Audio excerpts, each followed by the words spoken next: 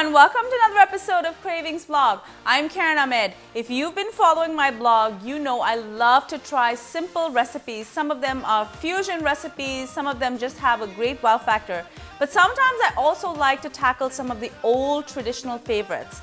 Last year, a very close friend of mine told me about this dish. Although she didn't know the name of the dish at the time, she described it as something that was made with meat and ground meat, all in the same gravy. And I thought, oh my God, I really need to try that. So while I was blogging through this year, I kind of kept that in the back of my head. And recently I asked her for the name of the dish, researched it, tried it a few times, and this is so amazing. It's called Rara Gosht. Rara Gosht is made using a combination of meat, and it is also finished off with ground meat. And this just makes the whole dish so completely delectable. I can't even tell you. It has a ton of spices, of course. It's an Indian dish, but it's also so rich. I'm always looking for new recipes that I can really showcase at special occasions. So whatever your special occasion is coming up, you can try this recipe and you will surely wow your guests. You can use any kind of meat that you prefer. Today I'm using mutton. I've got about 2.2 pounds of mutton, that's approximately a kilo, and I've got a 1/4 pound of ground mincemeat. I'm going to start by browning the mutton. I'm going to add some fried onions to it and a whole bunch of spices. We've got some garam masala that I've actually just roasted off, and I'm going to add that to the mutton. I've got coriander powder, tomatoes, yogurt. We're going to add some fresh coriander. We're going to add a really great ingredient. It's homemade red chili paste. Now, this chili paste is really simple. All you have to do is take dehydrated chilies, boil it in some water, and grind it up. If you'd like to see a more in-depth video, visit my channel at youtube.com/cravingsvlog, and I have a video there that you can see. I'm going to add all of these things together. Now, this dish you really need to be patient for because it does take at least 2 hours to cook. The meat needs to be really tender. Sometimes if I get exhausted through this process, I will take it and put it into a pressure cooker. The choice is totally yours. So let's get started. To speed up the process, I have 2 pans going. The first is a larger saute pan, and what I'm going to do is brown the meat. It's very important for the meat to be really nicely sealed. And while the meat is browning, I'm also going to fry some onions on the other side. And the reason for that is, if you're lazy, sometimes, I will just throw the onions into the same pot. But it does take a long time to brown. So I find if you brown it in a separate pan, it just makes it a lot easier. Let's put all the meat in.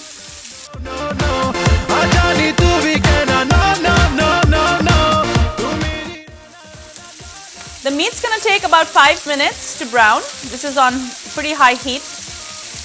So I'm just going to flip it over now, waiting for the onions to brown as well.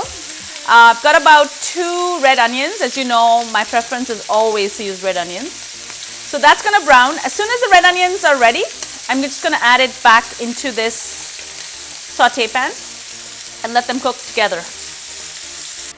The onions are browned. I've made sure they're not too brown because we want to add some of the moisture into the meat, right? So let's add this in. Now we're ready to add some of the spices. So the first thing I'm going to add is 2 teaspoons of coriander powder. This is just regular ground coriander powder. And I've got a combination of some spices that I roasted and ground up earlier. I had a teaspoon each of regular cumin and black cumin. Black cumin is called Shahi Jeera. And I also had 2 pieces of mace. We call it Javitri in India. And also 2 black cardamoms. All I did was just roasted these really quickly and then put them in my blender, and I got this really nice, really fresh smelling garam masala powder. So I'm going to add that in. I got about 2 teaspoons or 3 teaspoons out of that. Mix it up really well. And now everything's kind of dry in here. We want to add some wet ingredients. So I'm going to add 2 teaspoons of ginger and garlic paste. We never cook without our ginger and garlic paste.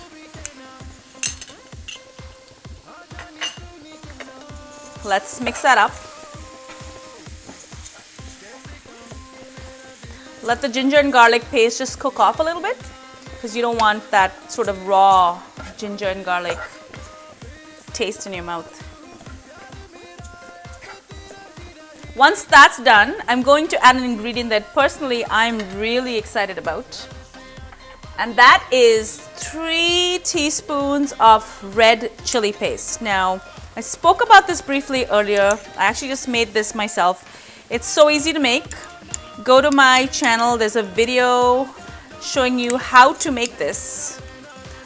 You probably could find a substitute in the market, but I think this one is really, like, if you're going to go through the trouble of making a dish as complicated as Rara Gosht, I think you need to really go the whole 9 yards to make it fantastic. So that's what I've done.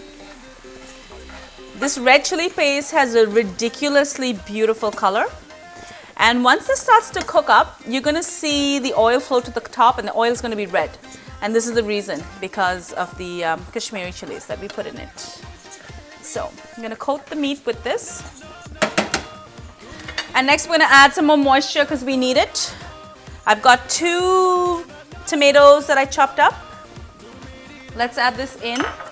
And now I'm going to let it cook. This thing needs to cook for at least 2 hours. So I'm going to put a lid on this.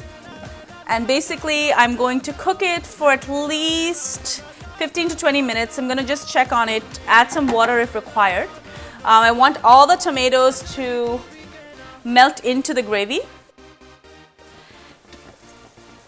At the 15 to 20 minute mark, I'm just going to open it up, give it a good stir, squish down the tomatoes. In between, I did add a cup of water because we want to make sure that there's enough gravy for this meat to cook in. And now I'm just going to let it cook. I do have a few more ingredients to add, but before I do that, I want to make sure the meat is really nice and tender. So I'm going to cover this and I'm going to cook this for another half an hour. I'm going to check it in intervals, and I'm going to add water whenever it's dry. At this point, I'm also going to add in some coarse salt. It's really important for the meat to be well salted. So I'm going to add that in, give it a good stir, cover it, and we'll check on it in half an hour. At the half an hour point, I've made sure I stirred it really well. I've added water. I've actually been checking on it quite a bit since the half an hour point. It's been cooking for about an hour and a half now. And I've been checking on it quite frequently. I made sure I added a lot of water. As it thickened, I've added more water. So I probably added about 6 cups in total. Look how tender the meat is. Like, this is what you're looking for. It literally just falls apart. Now, if you have a pressure cooker, please use it, because you can cut down the cooking time by at least an hour. All you have to do is, at the half an hour point, take everything, put it in the pressure cooker, and return it to your saute pan when you're done. And your meat will be just fall off the bone delicious. Now that I've got the meat really tender, I'm going to add a cup of yogurt. I've stirred this up so there's no lumps. Just gonna add it in. Mix it up. And then I'm going to add a cup of finely chopped coriander. Now, this isn't a garnish. We actually want the flavor of the coriander to melt right into the meat and the rest of the flavors that we've added into this dish. It's really quite rich. So I'm going to mix it up.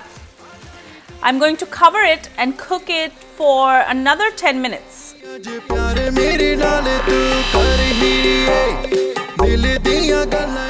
10 minutes have elapsed, and oh my god, look at this gravy. If your gravy is thick at this point, just add a little bit of water and make sure you have enough liquid, because we are going to add the next and final ingredient. That's 1/4 pound of ground mutton. You can also use ground lamb or whatever you're using. And this is going straight into the mixture. Basically what it's going to do, it's just going to soak up all of the flavor. I'm going to work really fast, and I'm going to smush it in. This won't take very long to cook. Probably 3 to 5 minutes, and it should be really well done. I'm going to mix it and then I'm just going to cover it. Let it continue to cook. And I'm just going to add another probably cup of water, just because I don't want it to dry out too much. And I'm also going to add a teaspoon of fresh ground black pepper. It just adds that extra kick right at the end. Stir it well. Cover it, and in the next 5 minutes, the Rara gosht is done and ready to serve.